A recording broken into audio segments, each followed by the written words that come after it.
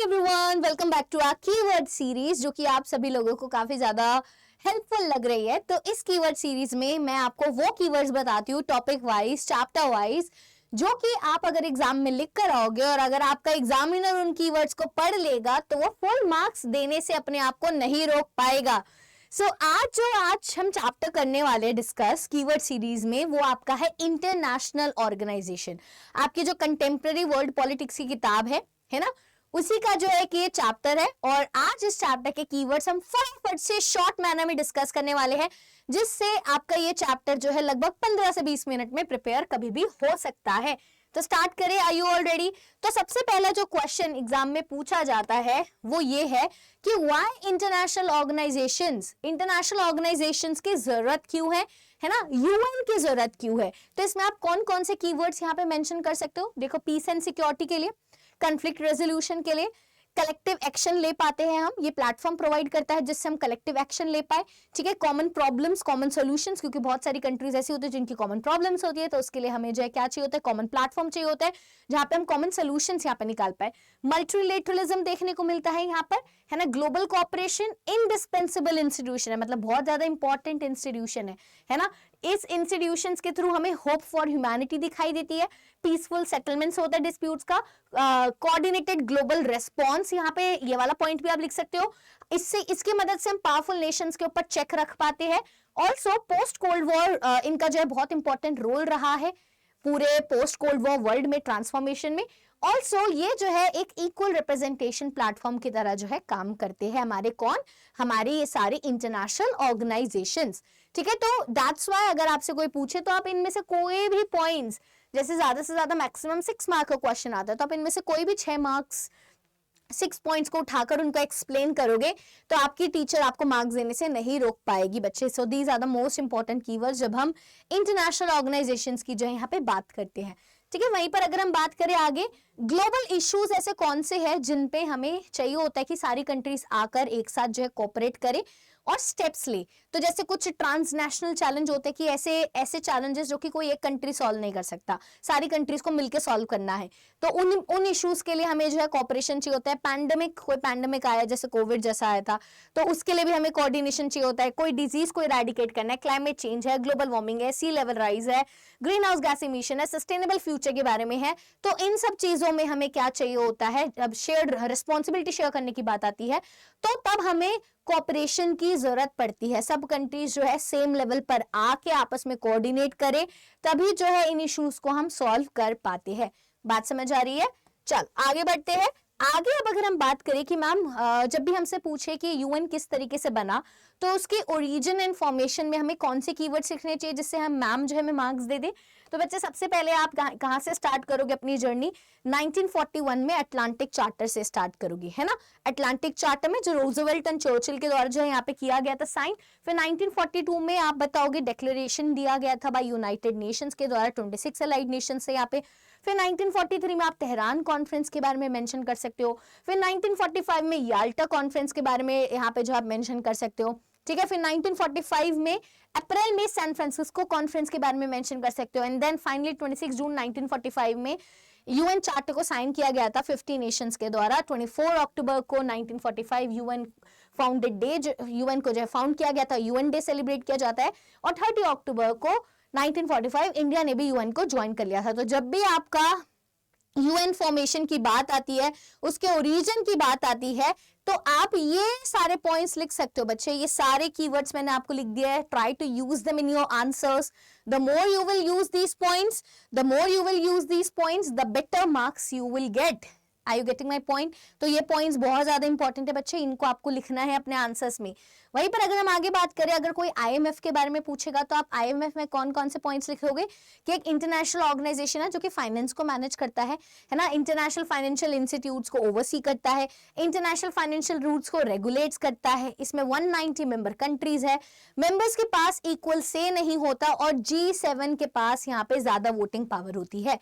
G7 dominates करते हैं यहाँ पे वोटिंग पावर। तो यहाँ पे आप 6 मार्कर क्वेश्चन भी, पहली बात तो आईएमएफ से आता नहीं है, बट 6 मार्कर भी आ गया तो आप आराम से इन 6 कीवर्ड्स के बेसिस पर अपने आंसर को फ्रेम कर सकते हो। These are the most important points जो कि आपको आईएमएफ में लिखने हैं। वहीं पर अगर हम आगे बात करते हैं यूएन का एवोल्यूशन कैसे हुआ, है ना, एवोल्यूशन की बात है यहाँ पे, ओरिजिन एंड फाउंडेशन की बात नहीं आ रही, कैसे इवॉल्व हुआ, क्या यूएन से पहले भी कुछ होता था। तो यहाँ पे सबसे पहला फर्स्ट वर्ल्ड वॉर की कहानी बताओगे कि यस, फर्स्ट वर्ल्ड वॉर में हमें रियलाइज हुआ कि हमें एक इंटरनेशनल ऑर्गेनाइजेशन की जरूरत है। तो सबसे पहले यहाँ पे लीग ऑफ नेशन बनाया गया जो हमारी पहली अटेम्प्ट थी, उसकी वजह से जो है क्या हुआ, सेकेंड वर्ल्ड वॉर को हम नहीं रोक पाए, वो फेल हो गया, है ना। या फिर आप देखोगे उसके बाद हमने यूनाइटेड नेशन को बनाया, 1945 में यूएन चार्टर साइन किया गया था 51 स्टेट्स के द्वारा। इसका काम क्या होता है, इंटरनेशनल कॉन्फ्लिक्ट को प्रिवेंट करना, कोऑपरेशन को फैसिलिटेट करना, हॉस्टिलिटीज को यहाँ पे लिमिट करना कि लड़ाई जो है ज्यादा ना हो, सोशल एंड इकोनॉमिकल डेवलपमेंट को यहाँ पे प्रमोट करना, और ये ग्लोबल ऑर्गेनाइजेशन है जो कि पीस एंड प्रोग्रेस को मेंटेन करती है ना। तो आप यूएन के बारे में ये पॉइंट्स, ये कीवर्ड्स भी आप आराम से लिख सकते हो कि यूएन किस तरीके से इवॉल्व हुआ, है ना, यूएन किस तरीके से इवॉल्व हुआ। तो आप ये सारे पॉइंट्स भी बच्चे प्यार से आप लिख सकते हो, कभी कोई दिक्कत ही नहीं आएगी। समझ आ रही है बात। वहीं पर अगर हम बात करें अब इसका मेंबरशिप एंड स्ट्रक्चर अगर समझाने को है यूएन का, तो आप क्या क्या पॉइंट्स लिखोगे। तो 2011 के अकॉर्डिंगली 193 मेंबर है, यूनिवर्सल मेंबरशिप है, हर कोई मेंबर बन सकता है इसका, है ना। यहाँ पे जनरल असेंबली होती है जिसमें हर एक कंट्री को एक वोट मिलता है, सिक्योरिटी काउंसिल होती है जिसमें जो है 5 परमानेंट मेंबर्स होते हैं, ठीक है। परमानेंट मेंबर्स कौन कौन से, US, Russia, UK, France and China, यहाँ पे आप मेंशन करोगे। यहाँ पे आप बता सकते हो कि मैम ये परमानेंट मेंबर्स कौन बने थे, जो कि वर्ल्ड वॉर 2 के विजेता कंट्रीज थे, वही जो है परमानेंट मेंबर्स बने थे, ठीक है। और आप सभी को पता है कि यूएन का कौन होता है, एक सेक्रेटरी जनरल होता है जो कि यहाँ पे हेड होता है, रिप्रेजेंटेटिव हेड होता है, एक फेस होता है यूएन का। Current secretary general Antonio Guterres 9 secretary general रह चुके हैं ये, इन्होंने ऑफिस जो है 1 जनवरी 2017 में रहा था। तो अगर आपसे कोई पूछे कि यूएन का मेंबरशिप बताओ और यूएन का स्ट्रक्चर किस तरीके का है, तो आप ये सारे पॉइंट्स जो है बच्चे लिख सकते हो, आराम से आप ये सारे पॉइंट्स बच्चे आप लिख सकते हो, कोई दिक्कत नहीं है, ठीक है, कोई भी दिक्कत नहीं, आप आराम से ये सारे पॉइंट्स लिख सकते हो, ठीक है, ठीक है, ठीक है, ठीक है। ओके चलो, तो इतनी बातें समझ आ गई है, तो आगे चलते हैं, मेंबरशिप एंड स्ट्रक्चर समझ आ गया। तो अब हम बात करते हैं कि मैम और क्या क्या लिख सकते हैं यहाँ पे, अगर हम यूएन की स्ट्रक्चर और एजेंसीज के बारे में हमें बात करनी है। तो यूएन के स्ट्रक्चर में आप सभी को मैंने बता दिया, जनरल असेंबली होती है जो कि एक डिस्कशन प्लेटफॉर्म होता है, हर कंट्री के पास एक वोट होता है। सिक्योरिटी काउंसिल होता है जिसका काम क्या होता है, वॉर एंड पीस के बारे में इंपॉर्टेंट डिसीजंस लेना।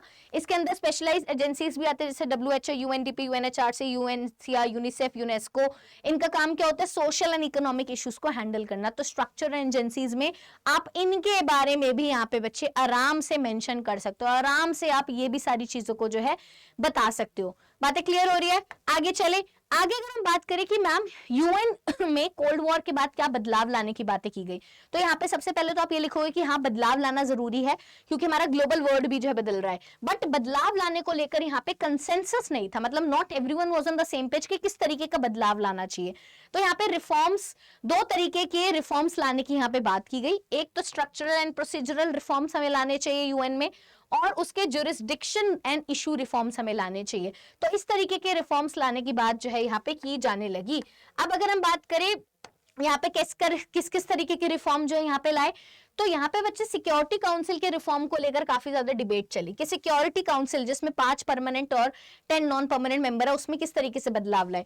तो इसमें यह बात हुई कि यार हमें परमानेंट और नॉन परमानेंट मेंबर्स को बढ़ाना चाहिए, हमें जो बेटर रिप्रेजेंटेशन होनी चाहिए एशिया, अफ्रीका और साउथ अमेरिका के साइड से, ठीक है। यहाँ पे वेस्टर्न कंट्रीज को क्या चाहिए था, बट वेस्टर्न कंट्रीज चाहते थे कि हमें जो better administration and budget reforms यहाँ पे मिले। तो सबकी डिफरेंट डिफरेंट प्रायोरिटीज थी, है ना। पीस एंड सिक्योरिटी मिशन चाहता था, कोई डेवलपमेंट एंड ह्यूमैनिटेरियन वर्क चाहता था।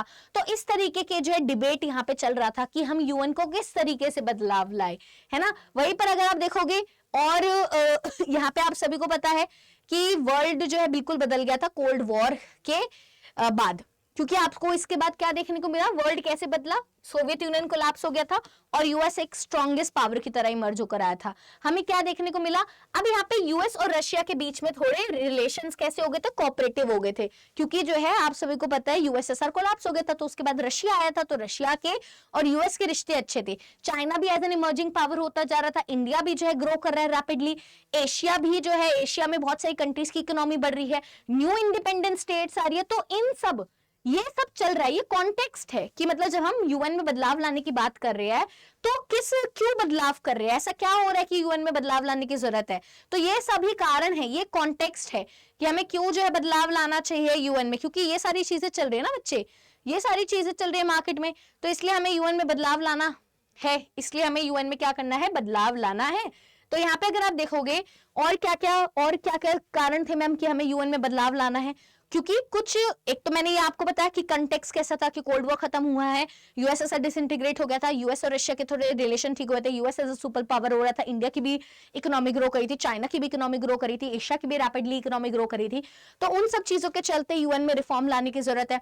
ऑल्सो बच्चे यहाँ पे आप देख रहे हो कोई नए नए ग्लोबल चैलेंजेस हमें फेस करने पड़े, जैसे जीनोसाइड देखने को मिल रहा है, ethnic conflict, civil war, terrorism, nuclear proliferation, climate change, environmental degradation, epidemics.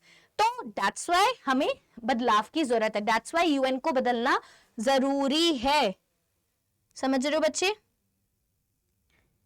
ठीक है ठीक है ठीक है, ओके। तो ये चीज आपको जो है ध्यान में रखनी है।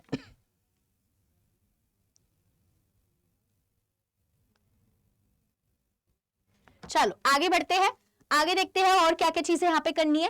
अब यहाँ पे डिबेट किस चीज को हुई है, अगर आपसे कोई पूछे कि why UN reforms are demanded, तो मैंने यही बताया ना आपको, इसमें आप यही लिखोगे कि पॉलिटिकल रियलिटीज यहाँ पे बदल रही थी, अब यूएसएसआर डिसइंटीग्रेट हो गया था और यूएस ऐसे सुपर पावर की तरह आ रहा था, और यहाँ पे नई नई पावर्स जो इमर्ज होकर आई थी, जैसे जापान, चाइना, ठीक है, इंडिया, तो उनकी इक्विटेबल रिप्रेजेंटेशन इतनी नहीं थी, वेस्टर्न का डोमिनेंस था, हर किसी कंट्री को इंक्लूड नहीं किया था, पोस्ट कोल्ड वॉर कंटेक्स्ट भी मैंने आपको बता दिया, और यहाँ पे ग्लोबल गवर्नेंस कंसर्न्स भी थे।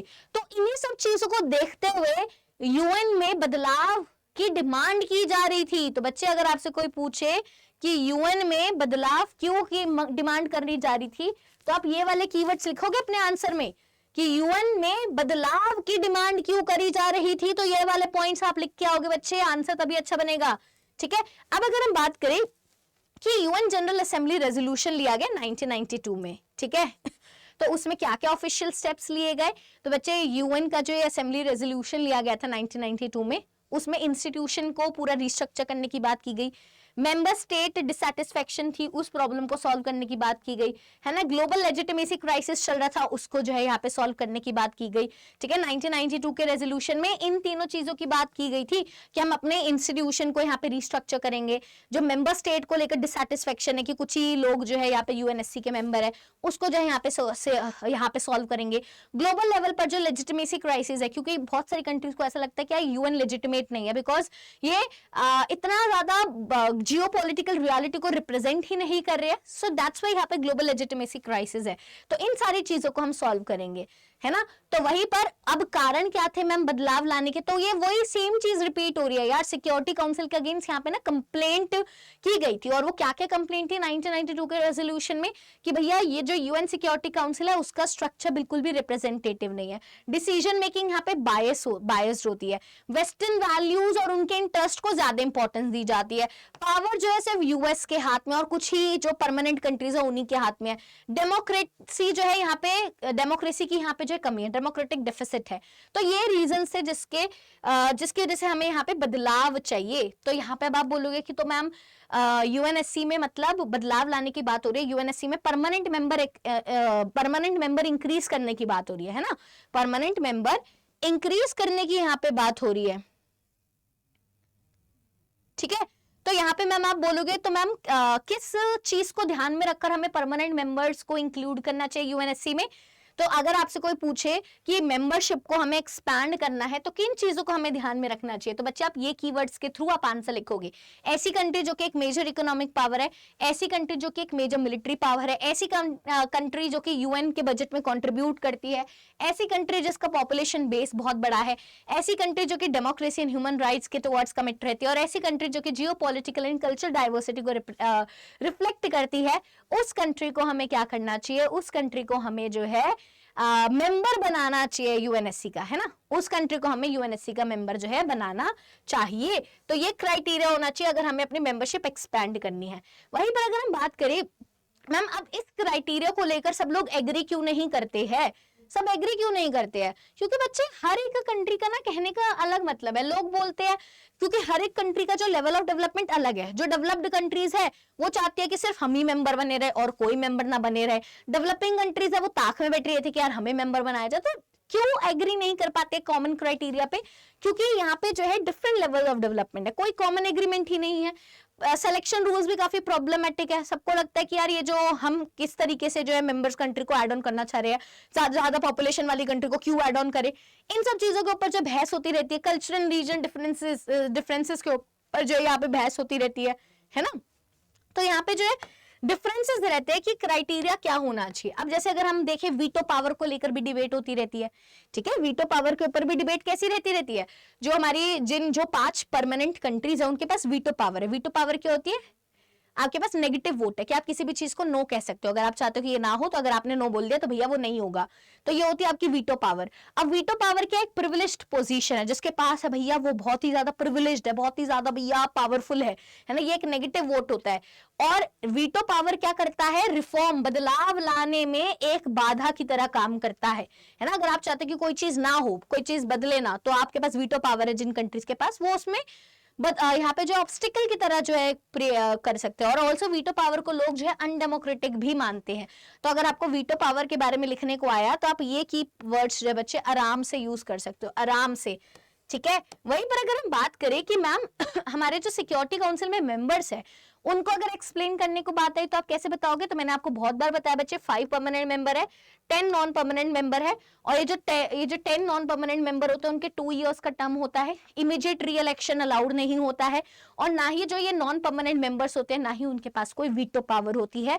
Only these 5 permanent members they do have veto power, but बाकियों के पास नहीं होता है, ठीक है। वहीं पर अगर हम बात करेंगे कि मैम एक यहाँ पे जो है 2005 की भी तो सबमिट हुई थी ना, जिसमें भी यूएन में कुछ बदलाव लाने की बात हुई थी। So this is very important कि मैम 2005 की सबमिट में यूएन में क्या क्या बदलाव लाने की बात हुई थी, क्या क्या बदलाव लाने की बात हुई थी। ये बात हुई थी कि मैम एक पीस बिल्डिंग कमीशन बनानी चाहिए, एक ह्यूमन राइट्स काउंसिल बनानी चाहिए, एक मिलेनियम डेवलपमेंट गोल्स बनाने चाहिए, टेररिज्म को जो है यहाँ पे हमें कंडेम करना चाहिए, डेमोक्रेसी फंड बनाना चाहिए, और ट्रस्टीशिप काउंसिल को यहाँ पे वाइंड अप कर देना चाहिए। बच्चे ये बहुत ही प्यारा क्वेश्चन है। अगर आपने ये कीवर्ड्स लिख दिए ना, इनको एक एक लाइन में भी एक्सप्लेन कर दिया, तो आपका कोई मार्क्स नहीं काट सकता अगर आपको 2005 के सबमिट के बारे में कोई भी पूछेगा, ठीक है। वहीं पर अगर हम बात करें वर्ल्ड बैंक के बारे में, अगर कोई भी पूछता है तो आपको क्या बताने कि वर्ल्ड बैंक को कब स्टैब्लिश किया गया था? 1944, जब वर्ल्ड वॉर चल रहा था, सेकेंड वर्ल्ड वॉर। इसका काम क्या होता है? डेवलपिंग कंट्रीज के ऊपर फोकस करना, उन कंट्रीज की ह्यूमन डेवलपमेंट करना, एग्रीकल्चर को डेवलप करना, रूरल डेवलपमेंट करना। ऑल्सो ये इन्वायरमेंटल प्रोटेक्शन और इंफ्रास्ट्रक्चर डेवलपमेंट की भी बात करता है, गवर्नेंस की इंप्रूवमेंट की भी बात करता है, लोन्स एंड ग्रांट्स देता है, और उस कंट्री की इकोनॉमिक पॉलिसीज को भी इन्फ्लुएंस करता है। इसलिए इसको क्रिटिसाइज भी किया जाता है। इसको क्रिटिसिज्म क्यों किया जाता है? क्योंकि ये जो लोन प्रोवाइड करता है उसकी कंडीशंस काफी ज्यादा स्ट्रिक्ट रखता है और फ्री मार्केट रिफॉर्म्स लाने की बात करता है। तो दैट्स व्हाई लोग इसको वर्ल्ड बैंक को क्रिटिसाइज करते हैं। देखो बच्चे, अब आप बोलो कि मैम आपकी बातें ना कुछ समझ नहीं आ रही, आप क्या क्या बोल रहे हो। तो बच्चे ये ना एक कीवर्ड सीरीज है, ये आपको तभी समझ आएगी जब आपने मेरी वन शॉट सीरीज देखी होगी, आपने मेरे से चैप्टर पढ़ रखा होगा। ये उन बच्चों के लिए सबसे ज्यादा बेनिफिशियल होने वाली है। अगर आप समझोगे वैसे मैम ये लिख के रहने रट्टू तो थोड़ी बनना है, ये सब चीजें आपने पढ़ रखी होगी, समझ रखी होगी, तभी आप इन कीवर्ड्स को यूज कर पाओगे। अदरवाइज ये तुम्हारे लिए बस ऐसा हो रहा है कि यहाँ से बिल्कुल सर के ऊपर से जा रहा होगा। जिन बच्चों ने नहीं पढ़ाई करी है उनके सर के ऊपर से जा रहा है, जिन्होंने पढ़ाई करी है they all are getting this, ठीक है, वो सब लोग, उनको ये समझ आ रहा है। वहीं पर अगर हम बात करें कि अगर आपसे कोई पूछे कि इंडिया का क्या कंसर्न है यूएनएससी के स्ट्रक्चर को लेकर, तो इंडिया का क्या कहना है बच्चे? इंडिया का कहना ये है कि यार यूएनएससी काफी ज्यादा स्टैटिक नेचर की रही है। 1965 में एक्सपेंशन हुआ था, उसके बाद कोई बदलाव ही नहीं आया यूएनएससी में। और यूएनएससी क्या है? अनरिप्रेजेंटेटिव है, ठीक है, मिसमैच है। यूएन मेंबरशिप तो बड़ी है बट यहाँ पे जो है मिसमैच है। यहाँ पे जो मेंबरशिप बड़ी है वो जो है आज की जियोपॉलिटिकल रियलिटी से मैच नहीं करती है। यहाँ पे जो मेजर डेवलपिंग कंट्रीज है वो ही यूएनएससी का पार्ट नहीं है। तो इंडिया डिमांड करती है कि और ज्यादा रिप्रेजेंटेशन चाहिए, है ना, ज्यादा लेजिटिमेसी एंड सपोर्ट चाहिए। तो इंडिया की ये सारी डिमांड्स है यूएनएससी में, ठीक है। और अगर आप देखोगे इंडिया का स्टैंड क्या है? इंडिया बोलता है कि permanent and non permanent members बढ़ने चाहिए, है ना। ब्रॉड बेस्ड रीस्ट्रक्चरिंग होनी चाहिए, यूएनएससी को पूरा प्रॉपर तरीके से रीस्ट्रक्चर करना है ना। ज्यादा से ज्यादा डेवलपिंग कंट्रीज का रिप्रेजेंटेशन होना चाहिए, और यूएनएससी का जो है क्या होना चाहिए भैया? एक्सपेंशन होना ही चाहिए यहाँ पर, है ना। एक्सपेंशन जरूरी है यूएनएससी का। ओके, वहीं पर अगर आप देखोगे मैम, इंडिया भी चाहती है क्या उसको परमानेंट सीट मिले? तो यस, इंडिया ने भी परमानेंट सीट के लिए क्लेम किया। तो इंडिया के क्या कीवर्ड लिखोगे कि इंडिया ने किस बेसिस पर क्लेम किया है? तो इंडिया बोलते हैं कि देखो यार, हम सबसे ज्यादा पॉपुलेटेड कंट्री है, तो हमें परमानेंट सीट मिलनी चाहिए। हम लार्जेस्ट डेमोक्रेसी है, हम यूएन में पार्टिसिपेशन करते हैं एक्टिवली, हमारे पास जो है एक लॉन्ग पीस कीपिंग रिकॉर्ड है, इकोनॉमिक इमरजेंसी है, रेगुलर फाइनेंशियल कंट्रीब्यूटर रहे हैं हम, हमारी एक सिंबॉलिक और स्ट्रैटेजिक इंपॉर्टेंस है। तो ये सारे कारण है जिसकी वजह से हमें क्या मिलनी चाहिए? हमें एक परमानेंट सीट मिलनी चाहिए। हमें क्या मिलनी चाहिए? एक परमानेंट सीट मिलनी चाहिए। क्या आपको ये बात समझ आ रही है बच्चे? क्लियर हो रही है बातें? तो इंडिया का क्लेम फॉर परमानेंट सीट, इन कारणों पे इंडिया जो है क्लेम कर पा रहा है। अब यहाँ पे इंडिया को बट मेंबरशिप ना मिले तो इसके लिए बहुत सारी कंट्रीज अपोज भी करती है। तो क्या क्या ऑपोजिशन में बोला गया है, उसके लिए कीवर्ड्स क्या बोलोगे? जैसे पाकिस्तान यहाँ पे अपोज करता है, वो जो है यहाँ पे बोलते हैं कि न्यूक्लियर वेपन्स का कंसर्न है, वो बोलता है कि इंडिया पाकिस्तान का डिस्प्यूट भी एक कारण है जिसकी वजह से इंडिया यूएनएससी का मेंबर नहीं बन पा रहा। ऑल्सो जो है कुछ कंट्रीज बोलते हैं कि यार अगर इंडिया को पार्ट बना लिया गया तो there are other powers also जिनको इंडिया, जो कि इंडिया जैसी ही डेवलपिंग कंट्रीज है, उनको भी जो है यूएनएससी का पार्ट बनना चाहिए, है ना। ऑल्सो अफ्रीका और साउथ अमेरिका से तो अभी तक कोई भी रिप्रेजेंटेटिव नहीं है, एशिया से तो फिर भी है, तो यहाँ से अफ्रीका और साउथ अमेरिका से जो है पहले रिप्रेजेंटेटिव होना चाहिए। इंडिया की डिमांड तो चलो बाद में फॉलो करेंगे। तो मतलब कहीं ना कहीं जो है ग्लोबल कंसेंसस काफी ज्यादा मिल ही नहीं पाता है, डिफिकल्ट है सबको सेम पेज पे लाना। तो ये जो है इंडिया की मेंबरशिप को लेकर ऑपोजिशन है, ठीक है।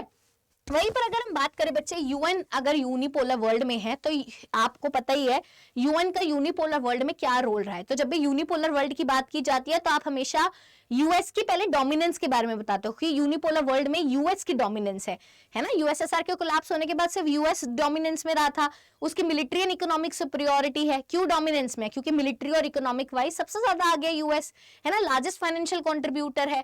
इसकी लोकेशन एडवांटेज भी है, यूएन के जितने भी हेडक्वार्टर्स है वो यूएस में ही है, यूएस के जो लोग हैं वो यूएन में काम करते हैं। ऑल्सो यूएसए के पास वीटो पावर भी है यूएन की अगर हम बात करें। ऑल्सो सेक्रेटरी जनरल के सिलेक्शन में भी यूएसए का इंपॉर्टेंट रोल रहता है। तो आप बोलोगे कि मैम मतलब यूएन का कोई मतलब यूएन इंपॉर्टेंट नहीं है, यूएन इंपॉर्टेंट नहीं है यूनिपोलर वर्ल्ड में, क्योंकि यूनिपोलर वर्ल्ड में तो आपने ये बोल दिया कि यूएस से सबसे ज्यादा इंपॉर्टेंट है, बट हमने तो अभी ये पढ़ा है कि यूएन बहुत इंपॉर्टेंट रोल प्ले करता है। ठीक है, माना यूएस से इंपॉर्टेंट है, यूएन को भी अपने थोड़े से इशारों पर नचाती है, बट फिर भी यार यूएन का भी थोड़ा बहुत रोल रहता है डिस्पाइट यूएस पावर। जैसे यूएन एक डायलॉग मैकेनिज्म प्रोवाइड कराती है ना, एक एरिया प्रोवाइड करती है जहां पे सभी कंट्रीज आकर नेगोशिएट कर सकती है। यूएस की पॉलिसीज को मॉडिफाई करने में भी एक इंपॉर्टेंट रोल प्ले करती है। यूनिलेटरल एक्शन को प्रिवेंट करती है, यूएस को समझाती है कि यार प्लीज आप एक साइडेड एक्शन मत लो, है ना। कॉम्प्रोमाइज और कंसेशंस भी जो है यहाँ पे यूएन कोशिश करती है कि यूनिपोलर वर्ल्ड में कॉम्प्रोमाइज एंड कंसेशंस भी जो है यहाँ पे करवा पाए। तो ये चीज आपको जो है बच्चे ध्यान रखनी है। आई होप आपको इतनी बातें समझ आ रही है। यूएन इन यूनिपोलर वर्ल्ड, बोलो बोलो भैया, इतनी बातें समझ आई। आगे चलते हैं, अब आगे डिस्कस करते हैं कि मैम यहाँ पे एमनेस्टी इंटरनेशनल के बारे में अगर बात किया जाए तो एमनेस्टी इंटरनेशनल में हम क्या क्या पॉइंट्स लिखेंगे कि ग्लोबल ह्यूमन राइट्स कैंपेन, है ना, यहाँ पे चलाया गया एमनेस्टी इंटरनेशनल के द्वारा। यहाँ पे उन्होंने यूनिवर्सल डिक्लेरेशन दिया ह्यूमन राइट्स का, ये इंटरडिपेंडेंट और इंडिवाइजिबल राइट्स के बारे में बात करती है। गवर्नमेंट वायलेशन के ऊपर रिपोर्ट्स लिखती है, रिसर्च करती है और एडवोकेसी रोल है इनका, और अथॉरिटीज के ऊपर प्रेशर क्रिएट करती है। इट इज एन एनजीओ, तो एमनेस्टी इंटरनेशनल के बारे में आप यह लिख सकते हो। ऑल्सो ह्यूमन राइट्स वॉच भी एनजीओ है, ये क्या करता है, इंटरनेशनल ह्यूमन राइट्स को एडवोकेट करता है ना। ग्लोबल मीडिया का फोकस करता है जहां जहां पे हमारी राइट्स का अब्यूज हो रहा है। कोलिजन बिल्डिंग के ऊपर काम करता है, जैसे लैंड माइंस को बैन कराने में इनका इंपॉर्टेंट रोल रहा। चाइल्ड सोल्जर्स का यूज जो है बंद किया जाए उसमें इनका जो है रोल रहा। ऑल्सो इन्होंने इंटरनेशनल क्रिमिनल कोर्ट को भी यहाँ पे जो है सपोर्ट किया। तो ह्यूमन राइट्स वॉच में आप ये सारे पॉइंट्स लिख सकते हो। अगर आपसे कोई IAEA के बारे में पूछे तो आप क्या क्या पॉइंट्स लिखोगे? सबसे पहले कि एटम्स फॉर पीस इनिशिएटिव के अंदर जो है ये IAEA बनाया गया था। इसका मेन पर्पस क्या होता है? पीसफुल न्यूक्लियर एनर्जी को जो है हमें प्रमोट करना, मिलिट्री यूज नहीं करना चाहिए न्यूक्लियर पावर का, और जितने भी न्यूक्लियर फैसिलिटीज है उनको इंस्पेक्ट करना एंड वेरिफिकेशन का काम भी IAEA का होता है। वहीं पर अगर हम बात करें बच्चे वर्ल्ड WTO के बारे में कोई लिखने को आए तो आप क्या क्या कीवर्ड्स यूज करोगे, तो बच्चे आप आराम से यहाँ पे लिख सकते हो कि WTO को 1995 में स्टैब्लिश किया गया था, GATT का जो है सक्सेसर रहा है ना। यहाँ पे जो है ग्लोबल ट्रेड के बारे में रूल्स बनाता है, 164 मेंबर कंट्रीज है, कंसेंसस बेस्ड डिसीजन लिया जाता है ना। मेजर इकोनॉमी का डोमिनेंस यहाँ पे रहता है। डेवलपिंग कंट्रीज की बट कंप्लेंट रहती है कि WTO में डेवलपिंग कंट्रीज को लगता है कि यार जो डेवलप्ड कंट्रीज है उनके अकॉर्डिंगली रूल्स बनाए जाते हैं और उनका ध्यान नहीं रखा जाता है, तो आप ये वाले पॉइंट्स भी आप WTO में रख सकते हो।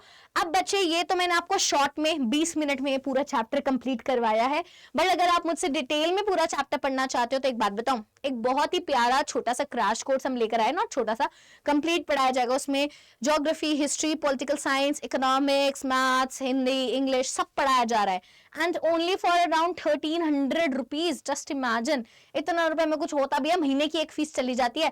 तो देखना चाहते हो कहाँ पे मिलेगा। ऑल्सो अगर आप ये बैच को एक पर्टिकुलर कोड के साथ ज्वाइन करोगे तो मेरी पर्सनल गाइडेंस एंड ऑल सब कुछ चीजें इसमें मिलेगी, सारी क्लासेस की PDF वगैरह सब कुछ आपको मिलने वाली है। तो यहाँ पे अगर आपको देखना है कि मैम ये बैच हमें कहाँ से मिलेगा और वो कोड कौन सा है जिसको लगा के हम इस बैच को खरीद सकते हैं, तो बच्चे आपको कहाँ जाना है, आपको करियर्स अड्डा की वेबसाइट पे जाना है। करियर्स अड्डा, ठीक है, क्या करोगे, करियर्स अड्डा की वेबसाइट पे आप जाओगे, ठीक है, ऐसे डाउनलोड कर लेना है या फिर जो है आप वेबसाइट पे भी जा सकते हो। जैसे करियर्स अड्डा की वेबसाइट पे जाओगे आपको ऑल कोर्सेज दिखाई दे रहा है, CUT UG दिखाई दे रहा है। अभी आप CUT वाले में ही जाओगे, आई नो ये आपके 12th का बैच है बट CUT में ही जाना है। फिर CUT क्रैश कोर्स में जाओगे बच्चे, CUT क्रैश कोर्स में आप जैसे ही जाओगे तो आपको यहाँ पे विजेता बैचेस दिखाई दे रहे हैं, बताओ दिखाई दे रहे हैं ना, तो विजेता बैच में आपको जाना है। तो यहाँ पे आपको विजेता बैच, ये रहा आपका आर्ट्स डोमेन का विजेता बैच। अरे 1300 बोलते हो और प्राइस थोड़ा डाउन हो जाएगा क्योंकि अभी ब्लैक फ्राइडे सेल चल रही है ना, तो ये आपको कैसे लेना है, विजेता बैच में गए 1294 का दिखाई दे रहा है, बट मैं एक और कोड दे देती हूँ आपको, ब्लैक 37 वाला कोड हटाना है यहाँ पे, ठीक है, बाय नाउ पे जाना, ब्लैक वाला हटाया आपने, यहाँ पे ये वाला कोड यूज करो, इससे और प्राइस कम हो जाएगा। यहाँ पे आपको लगाना है आशी कैप्स में लगाना बच्चे, विदाउट एनी स्पेस, आशी 40। तो आपको ये देख रहे हो 1232 का हो गया है, 1232। जस्ट इमेजिन 1200 रुपए में आपको सारी पढ़ाई करने को मिल रही है और गाइडेंस भी मिल रही है। तो यार फटाफट से जाके इस बैच को ले लो, बिकॉज अब हाई टाइम है। इस बैच में आपकी 1 महीने में, 1.5 महीने में आपका पूरा सिलेबस भी कंप्लीट हो जाएगा और सारी चीजें एक एक लाइन NCERT की यहाँ पे आपको पढ़ाई जाएगी। सो फटाफट से कौन कौन लेने वाला है जल्दी से बताना, मिलेंगे फिर हम सब लोग बैच में। ये कोड लगाना मत भूलना, ठीक है। तो आप यहाँ पे देख सकते हो कि ये कोड लगा के आपको जो मैक्सिमम डिस्काउंट मिल जाएगा, नोट डाउन कर लो। ऑल्सो बच्चे ये मेरी ईमेल आईडी है, अगर आपको कोई कंफ्यूजन आती है कि कौन सा बैच आपके लिए परफेक्ट रहेगा तो आप मुझे मेल कर सकते हो ashi.sharma@adda247.com पे। Also this is my Telegram channel, तो आप इस टेलीग्राम चैनल को भी ज्वाइन कर लीजिए जिससे हम सब लोग कनेक्टेड रह पाए, ठीक है। कोई दिक्कत, कोई परेशानी और कोई दुख दुविधा है तो बता दो यार। उसके बाद जो है हम अब अगली कीवर्ड सीरीज में मिलेंगे। आई होप आपको ये कीवर्ड सीरीज की चीजें समझ आई। आपको जो ये PDF है कीवर्ड सीरीज की, आपको इस टेलीग्राम चैनल पर मिल जाएगी। सो फटाफट से इसको ज्वाइन कर लीजिए और धीरे धीरे जो ये कीवर्ड सीरीज मैं आपकी कंप्लीट कर दूंगी। प्लीज ये कीवर्ड्स जो है बहुत इंपॉर्टेंट है आपके बोर्ड एग्जाम्स के पॉइंट ऑफ व्यू से, रिविजन के पर्पज से, ठीक है। तो अब हम मिलते हैं नेक्स्ट क्लास में, चलते हैं, ठीक है, तो बाय बाय।